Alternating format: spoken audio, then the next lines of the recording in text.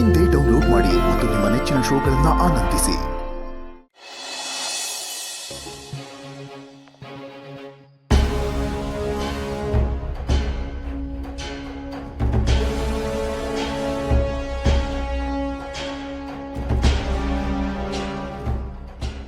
ದೇವಸ್ಥಾನದಲ್ಲಿ ಹಾಗೆಲ್ಲ ಆಗೋಯ್ತು. ಪೂರ್ಣಿ ತುಂಬ ಹೆದರಿದ್ದಾಳೆ. ಭಯಕ್ಕೆ ರೂಮಿಂದಾನೇ ಆಚೆ ಬರೋಕ್ಕೆ ರೆಡಿ ಇಲ್ಲ ಅವಳು. ಅಭಿನೂ ಪ್ರಾಜೆಕ್ಟ್ ಕಳ್ಸಕ್ಕಂತ ಆಚೆ ಹೋಗಿದ್ದಾನೆ. ಒಂದೊಂದು ನಿಮಿಷನೂ ಎಲ್ಲರೂ ಕಣ್ಣಲ್ಲಿ ಕಣ್ಣಿಟ್ಟು ನೋಡ್ಕೊಳ್ಳೋದಾದ್ರೂ ಹೇಗೆ? ಏನು ಮಾಡೋದು?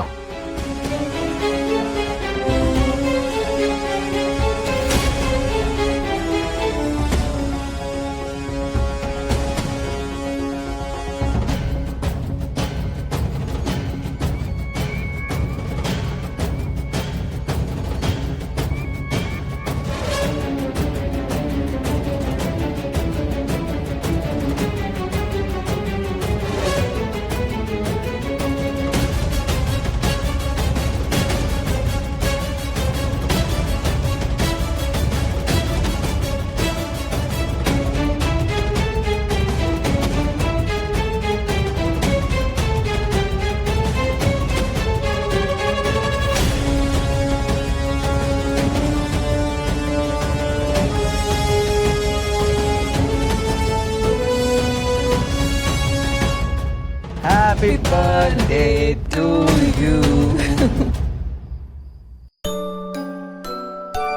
Happy birthday to you. Happy birthday to you. ಹೇಗಿತ್ತು ಸರ್ಪ್ರೈಸ್? ಏನಣ್ಣ ಆಗ ಕಚ್ಚೋದು? ಅಯ್ಯಯ್ಯೋ, ಸಾರಿ ಸಮರ್ಥ್, ನೀನಂತ ಗೊತ್ತಾಗಿಲ್ಲ. ಜೋರ ಕಚ್ಚಿಬಿಟ್ನಾ? ಪರವಾಗಿಲ್ಲ ಬಿಡಿ. ನಾನು ಅಂತ ಗೊತ್ತಾಗಿದ್ರೆ ಸರ್ಪ್ರೈಸ್ ಇರ್ತಿರ್ಲಿಲ್ಲ. ನೀವೇ ಸುಮ್ಮನೆ ಸೈಲೆಂಟಾಗಿ ನಡ್ಕೊಂಬಂದ್ಬಿಡ್ತಿದ್ರಿ ಅಷ್ಟೇ. ಹೇಗಿತ್ತು ಅವೇ ಬರ್ಡೇ ಸರ್ಪ್ರೈಸು? ಏನು ಚಿಕ್ಕಪ್ಪ ನೀವು, ಮೊದಲೇ ಮನೇಲಿ ಇಷ್ಟೆಲ್ಲ ನಡೀತಾ ಇದೆ, ಅಂಥದ್ರಲ್ಲಿ ಈ ರೀತಿ ಸರ್ಪ್ರೈಸ್ ಕೊಟ್ಟರೆ ಭಯ ಆಗದಿರತ್ತಾ? ಎಲ್ರ ಮನಸ್ಸಲ್ಲಿರೋ ಭಯ ತಿಳಿಯಾಗ್ಲಿ ಅಂತಾನೆ ಅವ್ರು ಹೀಗೆ ಮಾಡಿದ್ದು. ಹೌದು, ಭಯ ಕೂಡ ತಮಾಷೆಗೆ ತಗೊಳ್ಳಿ ಅಂತಲೇ ಈ ಐಡಿಯಾ ಮಾಡಿದ್ದು. ಅಣ್ಣ ಒಂದು ನಿಮಿಷ.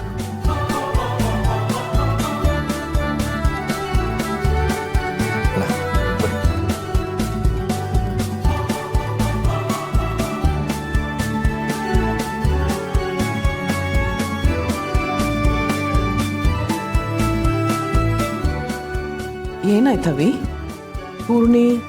ಪೂರ್ಣಿ ಮಗುಗೆ ನಿದ್ದೆ ಮಾಡಿಸ್ತಾ ಅವಳು ನಿದ್ದೆ ಹೋಗಿದ್ದಾಳೆ. ಅವಳು ತುಂಬ ಗಾಬರಿಯಾಗಿದ್ದಾಳೆ, ಭಯಪಟ್ಟಿದ್ದಾಳೆ. ದೇವಸ್ಥಾನದಲ್ಲಿ ಈ ರೀತಿ ನಡೆದಿದ್ದು ಗೊತ್ತಾದ ಮೇಲಿಂದ ಮಗುಗೆ ಏನಾಗುತ್ತೋ ಅಂತ ಆತಂಕ. ಆ ಆತಂಕದಿಂದ ಬಹುಶಃ ನನ್ನ ಬರ್ಡೇನು ಮರ್ತಿದ್ದಾಳೇನೋ. ಅವಳಿಗೆ ಈ ರೀತಿ ಆಗೋದು ಸಹಜನೇ. ಪೂರ್ಣಿ ಮುಂಚೆಯಿಂದನೂ ಸ್ವಲ್ಪ ಭಯ ಸ್ವಭಾವದಳೆ. ಅವಳಿಗೆ ಆಚೆ ಬರೋದು ಸ್ವಲ್ಪ ಕಷ್ಟ ಆಗ್ಬೋದು. ತುಳಸಿಯವರೇ, ನೀವೇ ಅವಳಿಗೆ ಸ್ವಲ್ಪ ಸಮಾಧಾನ ಹೇಳಿ, ಧೈರ್ಯ ಹೇಳಿ. ಆಯ್ತು ಮಾಧವರೇ. ಅವಿ, ನೀನೇ ಹೋಗಿ ಪೂರ್ಣಿ ಕೇಕ್ ಕೊಟ್ಟು ಧೈರ್ಯ ಹೇಳು. ಅವಳ ಜೊತೆ ನಾಳೆ ನಾನು ಮಾತಾಡ್ತೀನಿ. ಸರಿ ಅಮ್ಮ, ಹಾಗೆ ಆಗಲಿ. ಈ ಟೈಮಲ್ಲಿ ಅಭಿನಯ ಇದ್ದಿದ್ರೆ ಚೆನ್ನಾಗಿರ್ತಿತ್ತು. ನೋಡಿದ್ರ ಅಣ್ಣ ತಮ್ಮಂದ್ರು ಪ್ರೀತಿನ ಒಬ್ರನ್ನೊಬ್ರು ಹೇಗೆ ಮಿಸ್ ಮಾಡ್ಕೋತಾರೆ ಅಂತ. ಎದುರಿಗಿದ್ರೆ ಕೋಳಿ ಜಗಳ ಆಡ್ತಿರ್ತಾರೆ. ಏನು ಮಾಡೋದು, ಜಗಳದಲ್ಲೇ ಪ್ರೀತಿ ಜಾಸ್ತಿ ಇರುತ್ತಂತೆ. ಈ ಅಣ್ಣ ತಮ್ಮಂದ್ರು ಜಗಳ ಒಂಥರ ಮಜ್ಜಿಗೆ ಬೆಣ್ಣೆ ಇದ್ದಾಗೆ, ಒಬ್ರನ್ನೊಬ್ರು ಬಿಟ್ಟಿರಲ್ಲ, ಆದರೂ ಒಂದಾಗಲ್ಲ. ಒಬ್ಬೊಬ್ಬ ಎಷ್ಟೊಂದು ಮಾತಾಡೋದು ಕಲ್ತ್ಬಿಟ್ಟಿದೆ ಸಮರ್ಥ್.